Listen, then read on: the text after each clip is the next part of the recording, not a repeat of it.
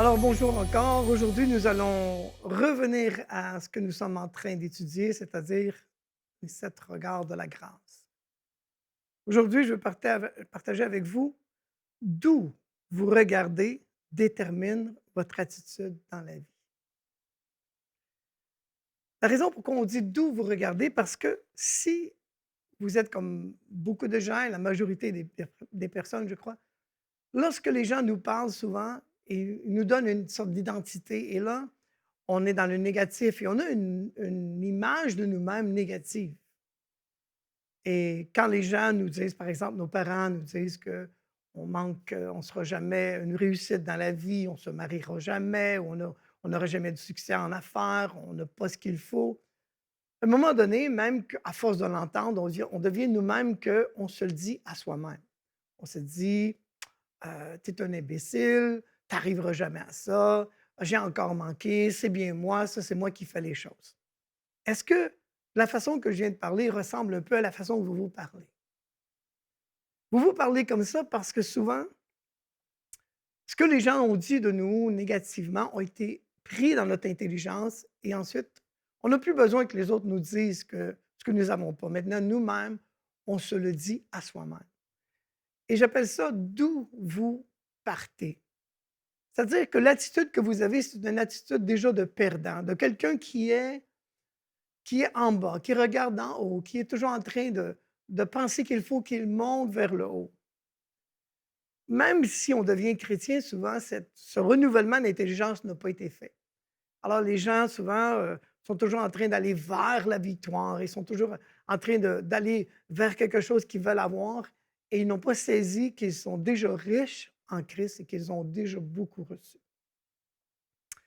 Alors, d'où on regarde fait une grande différence. Vous avez remarqué que le regard euh, fait parler. Par exemple, quand on rencontre quelqu'un puis on regarde, on se regarde, on voit que croiser les regards, ça fait quelque chose. La façon qu'on regarde fait quelque chose. J'ai marqué ici, porter le regard sur quelque chose, jeter le regard sur quelque chose, attirer le regard, chercher quelqu'un du regard, échanger le regard avec quelqu'un.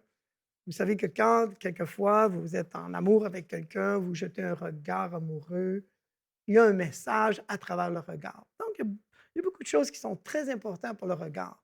Dans la première émission, on a parlé de tous les aspects du regard, comment Dieu nous regarde. Mais maintenant, d'où on regarde va faire une différence dans notre attitude de vie. D'où nous regardons. Dès le commencement, Satan a attaqué les yeux des êtres humains, les yeux de Ève, pour qu'elle se voie différemment, pour qu'elle voie Dieu d'une autre lumière. Laissez-moi expliquer un peu ça. Ici, il y a des lumières blanches. Mais si on met des lumières rouges, le rouge va déteindre sur moi. Si on met des lumières jaunes, le jaune va déteindre sur moi. Si on met des lumières bleues, le bleu va déteindre sur moi. Je vais avoir l'air avec des teintes de lumière qui m'entourent. Alors, lorsque quelqu'un vous parle de quelqu'un d'autre, il jette aussi une lumière sur la personne que vous ne connaissez pas. Ici, Satan a jeté une lumière sur Dieu, c'est-à-dire sa lumière. Sa lumière veut dire sa perspective de Dieu. On va lire ensemble quelques textes pour voir comment Satan attaque les yeux. Parce que s'il peut vous faire voir de mauvais œil, Dieu, vous faire voir un Dieu de colère, un Dieu de vengeance, alors vous passez à côté de ce que Dieu est réellement, un Dieu d'amour. Dans Genèse, le 3e chapitre, au verset 1 à 4, dit ceci. Le serpent, était plus rusé que tous les animaux des champs que l'Éternel avait fait.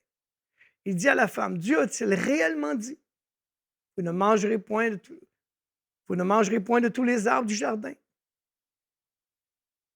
Vous voyez déjà comment Satan veut jeter une lumière sur ce que Dieu a dit et fausse même ce que Dieu a dit. La femme répondit au serpent, nous mangeons de tous les arbres du jardin, mais quant au fruit de l'arbre qui est au milieu du jardin, Dieu dit, vous ne mangerez point, vous n'y toucherez point, de peur que vous mouriez. Alors le serpent dit à la femme, vous ne mourrez point. Vous ne mourrez point. Il est en train de dire, Dieu est un menteur. Vous ne mourrez point parce que vous allez désobéir au Seigneur, mais Dieu cache quelque chose. Qu'est-ce que Dieu cache? Eh bien, quand vous regardez ce qu'il est en train de dire, il est en train de dire, Dieu cache qu'il ne veut pas que vous soyez heureux. Dieu dit, il ne veut pas que vous soyez satisfait, guéri, bien. Dieu est comme un peu jaloux de vous, en d'autres mots. Alors le serpent dit à la femme, vous ne mourrez pas du tout, mais Dieu sait que le jour où vous en mangerez, vos yeux s'ouvriront et que vous serez comme Dieu. Et Dieu ne veut pas que vous soyez comme dit Dieu, qui connaissent le bien et le mal.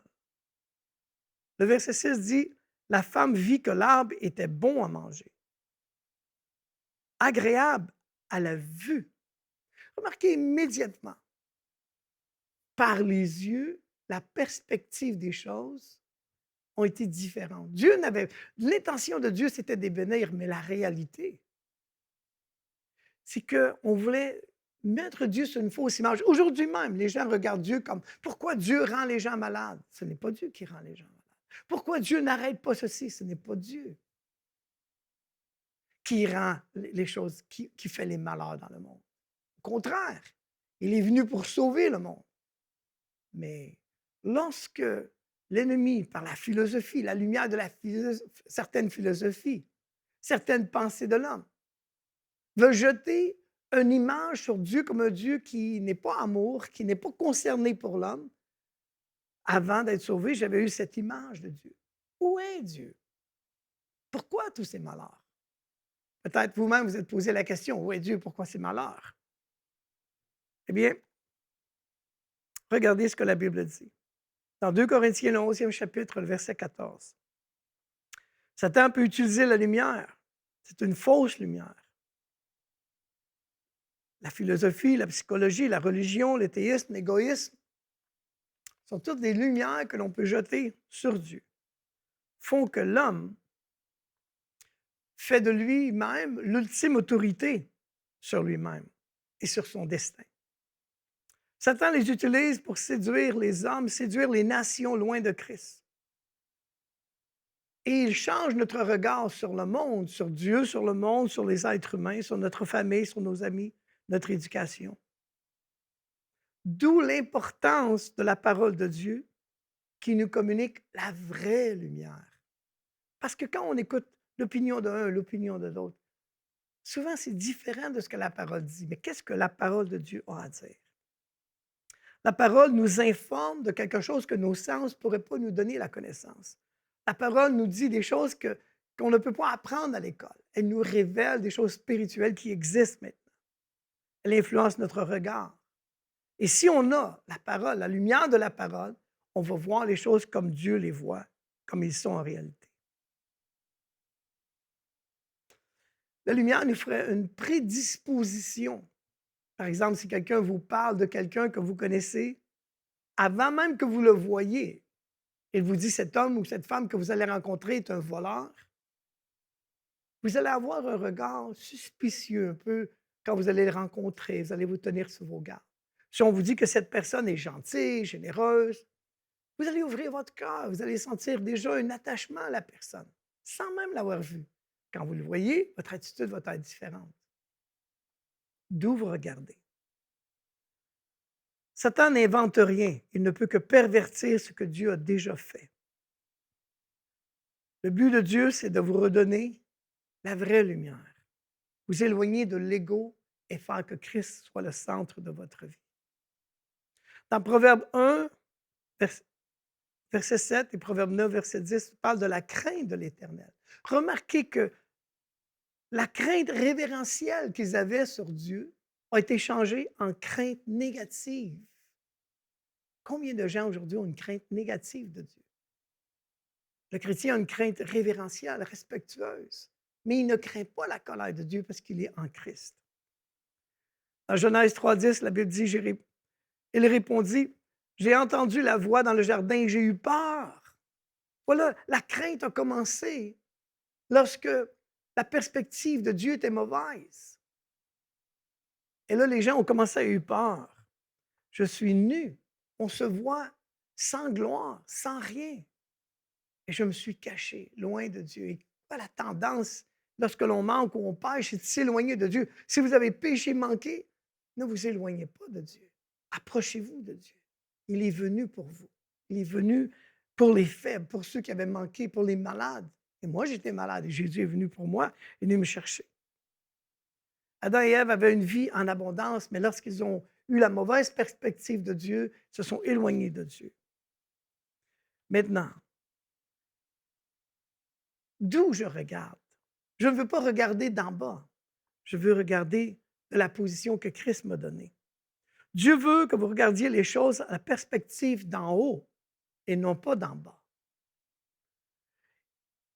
Il dit, de là, vous voyez plus loin que le présent. Voyez-vous, si vous êtes en bas, vous voyez que des obstacles. Mais plus vous montez, plus vous pouvez voir loin. Plus vous pouvez voir votre futur, plus vous allez voir la bonté de Dieu. Mais quand vous êtes en bas, tout est un obstacle. Vous ne voyez que les choses qui sont près. La Bible dit, considérez votre nouvelle position en Christ. Colossiens 1,3. Si donc vous êtes ressuscité avec Christ, cherchez les choses en haut, où Christ est assis à la droite de Dieu. Et la Bible dit que vous et moi, nous sommes assis avec lui dans les lieux célestes. Alors, quand vous priez, ne priez pas de la terre vers le ciel, mais priez assis avec Christ dans les lieux célestes. Priez de votre position spirituelle et non pas de votre position terrestre. Votre position spirituelle, vous êtes assis avec Christ dans les lieux célestes. Dans 1 Pierre 3, 22, il dit, qui est à la droite de Dieu depuis qu'il est allé au ciel et que les anges, les autorités, les puissances lui ont été soumises. Si les puissances lui ont été soumises parce qu'il est assis à la droite de Dieu et vous êtes assis là, la Bible déclare que vous avez maintenant autorité sur les puissances de ténèbres. D'ailleurs, regardez dans Matthieu 28, versets 18 à 20. Jésus s'est approché, leur parlant ainsi. Tout pouvoir m'a été donné dans le ciel et sur la terre. Allez, faites de toutes les nations des disciples, les baptisant au nom du Père, du Fils et du Saint-Esprit. Enseignez-leur à observer tout ce que je vous ai prescrit. Voici, je suis avec vous tous les jours jusqu'à la fin du monde. Si Jésus vous dit d'aller, c'est parce qu'il vous a donné la puissance qu'on peut trouver dans Marc, où la Bible dit, voici les signes et les prodiges qui accompagneront ceux qui auront cru. Dieu ne vous a pas envoyé sans force. Il vous a donné sa puissance, il vous a donné son esprit. Le Seigneur exhorte de demeurer dans votre position avec Christ afin que le Saint-Esprit soumette toutes les puissances des ténèbres à vos pieds. Regardez ce que la Bible dit. Éphésiens 2, verset 6. Il nous a ressuscités ensemble, non seulement ensemble avec l'autre chrétien, mais ensemble avec Christ. Il nous a fait asseoir dans les lieux célestes en Jésus-Christ. David lui-même, animé par le Saint-Esprit, a dit, le Seigneur dit à mon Seigneur, assis-toi à ma droite jusqu'à ce que je fasse de tes ennemis ton marchepied. Jusqu'à ce que je fasse de ton ennemi tes marchepieds. Dieu ne dit pas, combat-là jusqu'à ce qu'il tombe, il dit, assis-toi jusqu'à. Reste assis dans la foi. Quand tu es assis, ta foi est debout. Ta foi travaille. Ce que Christ a fait travaille pour toi. Et c'est ce que tu dois comprendre. Tu as autorité sur les puissances des ténèbres. Dans Luc, le 24e chapitre, verset 49 dit, « J'enverrai sur vous ce que mon Père a promis, mais vous, restez dans la ville jusqu'à ce que vous soyez revêtus de la puissance d'en haut. » Voilà la position que Dieu vous a donnée. Dans Actes 1,8, il dit, « Mais vous recevrez une puissance, celle du Saint-Esprit survenu sur vous, et vous serez mes témoins. À Jérusalem, dans le monde, en Samarie, au Canada, Montréal, dans les régions, Québec, Granby, Bromont. » Éphésiens 3, 20 dit ceci. à celui qui peut faire par la puissance qui agit en nous. Écoutez bien, laissez-moi le redire encore. À celui qui peut faire par la puissance qui agit en nous. Ce n'est pas malheureusement l'expérience de beaucoup de chrétiens parce qu'ils sont toujours en train de dire ce que Satan fait sur eux autres, comment Satan est contre eux, comment l'ennemi est sur leur dos, comment ça va mal. Et au lieu de parler de la gloire de Dieu, de ce que Dieu déclare dans la parole, ils parlent de ce que Satan fait, ils lisent des journaux, ils parlent des mauvaises choses qui arrivent. Mais si tu, t'en- tu manges des mauvaises choses, ça va naturellement attaquer ta santé. Tes yeux, Satan a attaqué tes yeux pour que tu vois le négatif. Regardez les chrétiens qui, quelquefois, ne voient que les défauts des autres. Satan a attaqué leurs yeux. Au lieu de voir ce que Dieu a fait dans leur vie, comment ils étaient auparavant, ils ne voient que les choses, les faiblesses, et les difficultés et les problèmes qu'ils ont dans leur vie. En Jésus, quand vous êtes en Jésus, Satan est sous vos pieds. Quand vous êtes hors de lui, quand vous marchez, vous ignorez, non pas que vous êtes hors, mais vous l'ignorez, alors vous tombez sous l'oppression de l'ennemi. 1 Jean 4,4 dit, vous, petits enfants, vous êtes de Dieu et vous avez vaincu parce que celui qui est en vous est plus fort que celui qui est dans le monde. Est-ce qu'on peut entendre Amen? Celui qui est en vous est plus fort que celui qui est dans le monde. Comment celui qui est dans le monde peut vous envahir? Hors de Jésus? Qu'est-ce que ça veut dire hors de Jésus? Qu'est-ce que j'entends par cela? Je veux dire que quand vous ignorez que vous êtes en lui, alors vous êtes sans défense. Parce que Satan a l'expérience depuis la création du monde. Vous avez besoin de sa protection à Jésus et qu'il vous guide. Peu importe les circonstances, en regardant d'en haut, vous regardez à partir de la perspective de la victoire. Vous et moi, nous partons dans la victoire. Nous ne partons jamais pour avoir la victoire. Nous partons de sa victoire et pour vaincre. Ça, c'est notre attitude de vie. Exode 14,13 dit, Moïse répondit au peuple, ne craignez rien, restez en place, regardez la délivrance que l'Éternel vous a accordée en ce jour, car les Égyptiens que vous voyez aujourd'hui, vous ne les verrez plus. Le problème que tu vois aujourd'hui, tu ne le verras plus si tu regardes la délivrance de l'Éternel. Mais pour le chrétien, quelle est la délivrance de l'Éternel? C'est Jésus. Regarde à Jésus, c'est lui ta délivrance, c'est lui qui a payé pour toi. Alléluia. Ici, il s'agit d'en finir avec ses propres efforts. Finir avec essayer et essayer. Plutôt regarder à celui qui l'a vaincu. Acceptez-le comme un héritier. Commencez à vivre comme un héritier de l'Éternel. C'est là que vous allez voir des miracles extraordinaires arriver dans votre vie. Au lieu de continuellement être en combat en regardant à celui qui a combattu Satan. Regardez à celui qui a combattu Satan, qui a vaincu l'ennemi pour vous.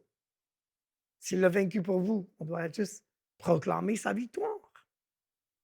Il ne faut pas regarder, écoutez bien, il ne faut pas regarder à notre condition humaine, mais à notre position spirituelle en Christ. C'est moi de le redire, en cas où vous n'avez pas écrit ça.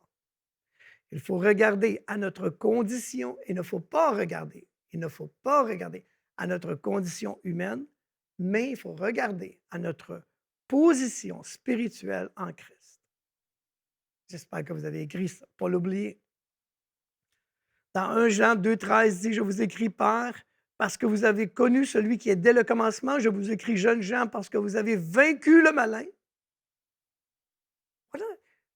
Les premiers chrétiens pouvaient dire, je l'ai vaincu le malin. Vous l'avez vaincu. Oui, mais peut-être que sinon, vous l'avez vaincu. Vous avez vaincu le malin. Jésus dit, ah Seigneur. Dans Apocalypse 3, 21, celui qui vaincra, je ferai asseoir avec moi sur mon trône. Ah, quand il prophétisait ces choses, vous et moi, nous sommes assis sur le trône. Et la Bible dit, à celui qui vaincra. Ça veut dire que nous sommes vainqueurs. Dans Apocalypse 6, verset 2 dit, il partit en vainqueur et pour vaincre. Est-ce que vous partez toujours en vainqueur, sachant que Dieu, pourquoi vous commencez à partir en vainqueur? Parce que la Bible dit: «Dieu me fait triompher en toutes circonstances. En Jésus-Christ, il me fait toujours triompher». Donc je dois partir en vainqueur parce que je connais la fin. 2 Chroniques 29, verset 6. Car nos pères ont péché. Ils ont fait ce qui est mal aux yeux de l'Éternel notre Dieu. Ils ont abandonné, ils ont détourné leur regard du tabernacle de l'Éternel. Ils ont tourné le dos. Quand je cesse de regarder à Dieu, quand je cesse de regarder à l'œuvre de Jésus, je suis vaincu. Et je suis certain aujourd'hui que si tu regardes à toi-même, tu es vaincu. Si tu regardes aux autres, tu es aussi vaincu. Mais si aujourd'hui tu entends, si je vais regarder à Jésus et je vais me confier en lui, alors tu vas voir la lumière briller sur toi. Le tabernacle, naturellement, représente la personne de Jésus. Le regard affecte nos actions. Euh, il y a eu des études faites dans le- l'aspect quantum, par exemple, qui dit que quand je regarde quelque chose, je regarde des fleurs, les fleurs sont affectées. Si je regarde un atome, apparemment, l'atome est affecté. Elle agit différemment dépendant si quelqu'un le regarde. Wow, ça c'est vraiment particulier. Mais en même temps, les êtres humains sont pareils. Un professeur, un jour, qui avait beaucoup d'étudiants qui étaient là, euh, a fait l'expérience avec eux. Il a invité une équipe de télévision pour filmer en classe, à l'insu des étudiants, parce que ces derniers ignoraient qu'ils étaient filmés, ils agissaient avec désinvolture, euh, s'asseyaient n'importe comment, faisaient ce qu'ils voulaient. Mais quand le professeur a dit: «Vous êtes filmés», tout le monde s'est redressé, ils ont commencé à agir différemment, parler différemment, ils sont filmés. C'est un peu vous-même peut-être être porté à faire ça, que si on vous dit: «Vous êtes filmés maintenant», oh, on se redresse, on regarde notre linge parce qu'on est filmé. Le regard est important. D'où vous regardez, très important. Parce que vous êtes conscient de Dieu et qui vous a positionné, c'est différent. Je me souviendrai toujours un jour, quelqu'un était venu à la maison, parlait négativement de frères et de sœurs dans le Seigneur, parlait négativement des choses. Et je me souviendrai parce que je venais d'avoir un intense moment en prière dans la présence de Dieu. Et, et j'avais encore cette présence, j'étais encore très conscient de la présence de Dieu. Et soudainement, la personne qui parlait négativement, j'avais le goût de lui dire: tu ne parles pas de cette façon, pourquoi? Dieu te regarde. Dites-moi honnêtement, si vous seriez conscient que Dieu vous regarde, est-ce que vous parleriez comme ça? Est-ce que vous agiriez comme ça? Non. C'est quand on oublie, on est moins conscient de la présence de Dieu, c'est là qu'on fait nos fautes et nos erreurs. Tourne tes yeux vers le regard. D'où tu regardes influence ce que vous voyez. Dans l'Apocalypse, le 4e chapitre, au verset 1, regardez bien, la Bible dit: «Après cela, je regardais et voici une porte était ouverte dans le ciel. La première voix que j'avais entendue, comme le son d'une trompette et qui me parlait, dit: Monte ici, je te ferai voir ce qui doit arriver dans le futur. Monte ici, monte ici. Qu'est-ce que Dieu veut dire? Monte dans l'esprit. Ne regarde plus de la chair. De ta chair, ne regarde pas Dieu. Monte dans l'esprit. Sois uni avec Christ. Monte dans l'esprit. Quand tu regardes à Satan, regarde-le de ta position de vainqueur. Parce que si Christ a vaincu Satan, rappelle-toi ce que j'ai dit. Tu es mort avec Christ, tu es ressuscité avec Christ. Mais tu as vaincu aussi avec Christ l'ennemi. Tu combats un ennemi qui est déjà vaincu. Tu as besoin de revenir en arrière. Tu dis: Seigneur, apprends-moi. Peut-être qu'aujourd'hui, tu cherches la victoire. Peut-être que maintenant, tu as eu des défaites, tu as eu des faiblesses et tu ne vois que la faiblesse, que tes erreurs. J'aimerais prier avec toi. Je vais prier qu'aujourd'hui, Dieu te donne de voir ta position en Christ, que même si tu ne sens pas ça ou que les circonstances sont contraires, je veux que tu prennes par la foi cette position. Et déclare avec moi, aujourd'hui, Je suis assis avec Christ dans les lieux célestes. Aujourd'hui, je prends la place que Christ m'a donnée.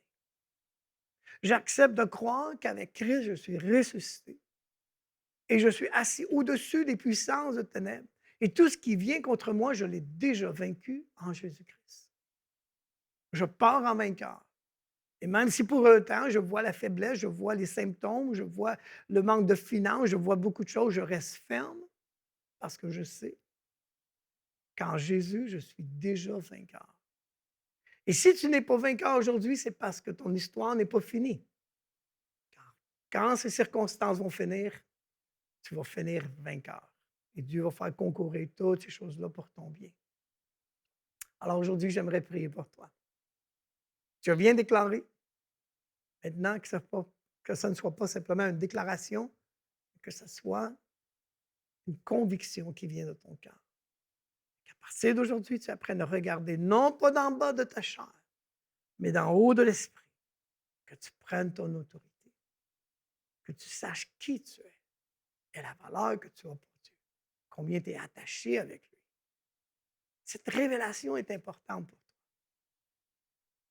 Alors n'oublie pas, si tu veux plus d'informations, rends-toi sur le site albertocarbone.com ou encore albertocarbone.com/boutique. Je le répète, albertocarbone.com/boutique. Et tu peux avoir le livre, je pense que tu peux commander le livre Les 7 regards et tu vas retrouver la même instruction. C'était un plaisir de partager la parole avec toi aujourd'hui. Et je crois que le Seigneur a fait une œuvre dans ta vie maintenant, que tu ne seras plus jamais, tu ne te verras plus jamais comme la personne que les autres disent que tu es. Tu vas te voir comme Dieu déclare que tu es. Tu vas te voir comme la personne qui est assise là. Et même si tu ne le ressens pas, tu ne marches plus par les sentiments. Tu marches par l'Esprit. Et par l'Esprit, tu vas être capable de dire, voici ma place que Dieu avait préparée d'avance et voici l'attitude dans laquelle je dois faire face à la vie. Un emploi, je vais l'obtenir. Un meilleur emploi, je vais l'obtenir. L'appartement, la maison, le travail, je vais l'obtenir.